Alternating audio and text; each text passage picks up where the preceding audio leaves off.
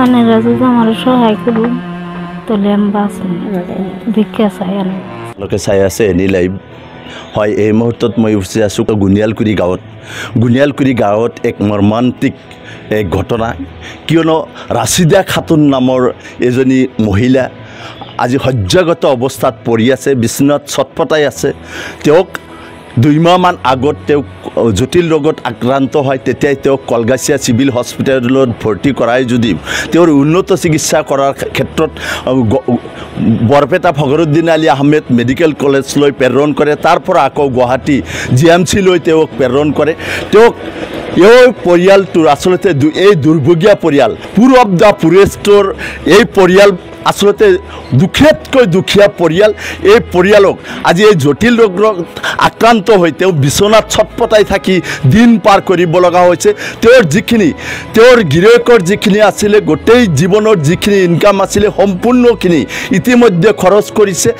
তেওঁ দুখীয়া মানুহ আসলতে যিখিনি আছিলে সম্পূৰ্ণ খৰচ কৰি তেওঁক উন্নত চিকিৎসা কৰাৰ ক্ষেত্ৰত গুৱাহাটীত লৈ গৈছিলে যদি আজি তেওঁলোকে চিকিৎসা কৰিব পৰা নাই এই কাৰণে তেওঁলোকৰ পৰ্যাপ্ত পৰিমাণৰ আসলতে হাতত ধন নাই আসলতে তেওঁৰ নিশ্চয়কৈ ক'ব লাগিব এই ক্ষেত্ৰত যে দুখীয়া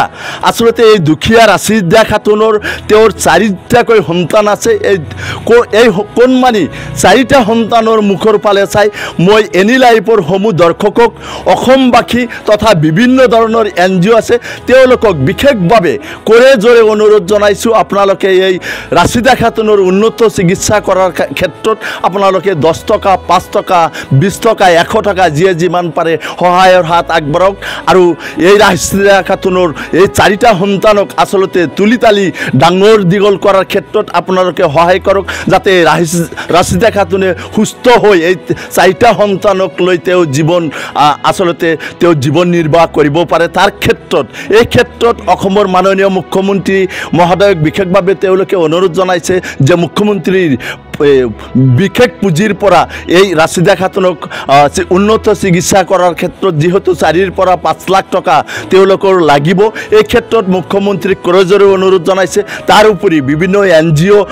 অৰাজনৈতিক সংগঠনক কৰজোৰে অনুৰোধ জনাইছে যে এই ৰাছিদা খাতুনৰ উন্নত চিকিৎসা কৰাৰ ক্ষেত্ৰত আসলতে সকলোৱে 10 টকা 5 টকা যিয়ে যিমান পাৰে সহায় কৰক আপুনি যদি 10 টকা 5 টকা সহায় কৰিব নোৱাৰে আপোনালোকক কৰে জোৰে এনি লাইফৰ সমূহ দৰ্শকক মই বিশেষভাৱে অনুৰোধ জনাইছোঁ আপোনালোকে এটা লাইক কমেণ্ট শ্বেয়াৰ কৰিব যাতে আপোনাৰ শ্বেয়াৰত 10জন হৃদয়ৱান ব্যক্তিয়ে চাই এই ৰাছিদা খাতুনক সহায় কৰিবলৈ আগবাঢ়ি আহে হয় মই পোনে পোনে মন্তব্য ল'বলৈ চেষ্টা কৰিম ইয়াৰ স্থানীয় ব্যক্তিসকল আছে আৰু যিয়ে আসলতে বেমাৰী হৈ বিছনাত ছটপটাই আছে তেওঁৰ পৰা কিছু কথা জানিবলৈ মই প্ৰয়াস কৰিম হয় নমস্কাৰ আপোনালোকক ইয়াতে অহাৰ বাবে ধন্যবাদ জনাইছোঁ আজি এই মানুহটো এই বেমাৰী মানুহটো প্ৰায় 2 মাহ ধৰি বিছনাত পৰি আছে প্ৰথমত যেতিয়া বেমাৰ হৈছিল এতিয়া কলগাছিয়া হস্পিটেলত ভৰ্তি কৰাইছিল তাৰ পৰা ৰেফাৰ কৰি দিলে বৰপেটা এই ফখৰুদ্দিন মেডিকেল কলেজত তাতেও ভৰ্তি হৈ আছিল তাৰ পৰা ৰেফাৰ কৰি আকৌ তাৰপিছত গুৱাহাটীত পঠিয়াই দিছিল তো এই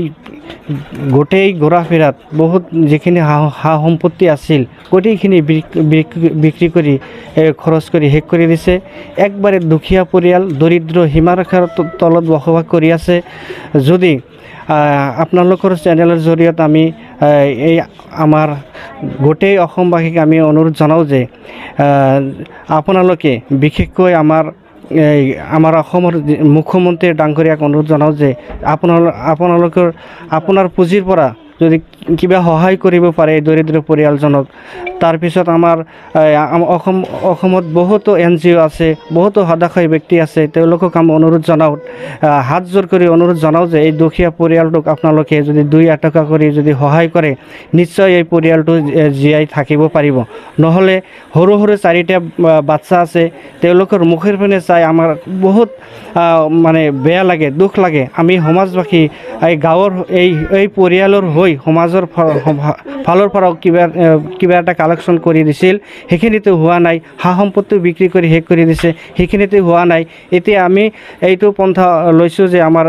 নিউজৰ জৰিয়তে আমি অসমবাসীক কথাটো জনালে নিশ্চয় আমাৰ এই পৰিয়ালটো অলপ সকাহ পাব। সেয়ে আমাৰ বহুতো NGO আছে, বিশেষকৈ আমাৰ হজৰত মৌলানা বদৰুদ্দিন আজমলক আমি টানি অনুৰোধ জনাওঁ যে যাতে এই পৰিয়ালটোৰ মুখৰ পিনে অলপ চাই আমাৰ যিসকল ৰাইজে এই নিউজটো চাব তেওঁলোকক আমি অনুৰোধ জনাওঁ 2 কৰি পাৰিলে এই পৰিয়ালটোক সহায় কৰে যেন। কিমান টকা লাগিব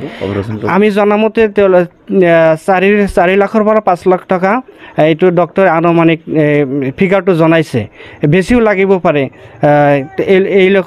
এই পৰিয়ালৰ আৰু এই টকাখিনি যোগাৰ কৰাৰ কোনো উপায় নাই, কোনো ধৰণৰ সা সম্পত্তি নাই যে বিক্ৰী কৰি এই টকাখিনি যোগাৰ কৰিব। সেয়ে চেনেলৰ জৰিয়তে আপোনালোকৰ জৰিয়তে আমাৰ অসমবাসীক, আমাৰ গাঁৱৰ সমাজৰ, আমাৰ বিশেষ NGO যিবিলাক সহায় সহযোগিতা কৰে তেওঁলোকক আমি অনুৰোধ জনাওঁ যাতে এই পৰিয়ালটোক সহায় কৰি জীৱিত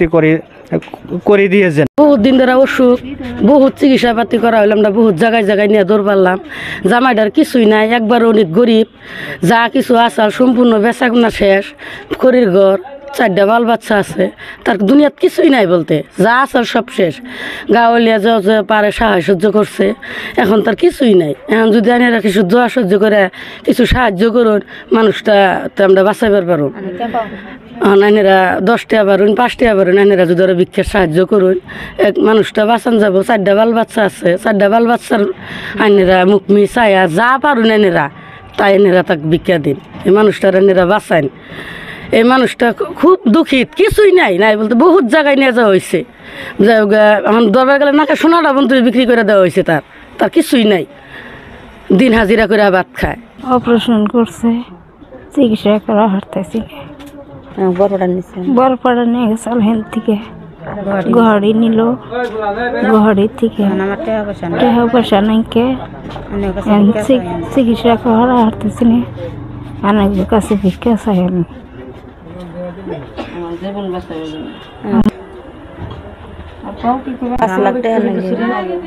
আমার 2-4-5 লাখ টাকা লাগে চিকিৎসা হবে নাকি।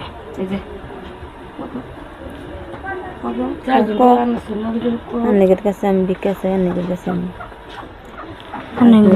আমার সহায় করেন। অনেকরা যদি আমার সহায় করুন তাহলে আমি বাঁচব। আমার 4জন পোলাহান, ছোট ছোট পোলাহান। আমার জামাইয়ের কামাই নাই, আমার জামাই এখন কামাই নাই কে, এখন তো জানেরা দেন ভিক্ষা চাই অনেকের কাছে।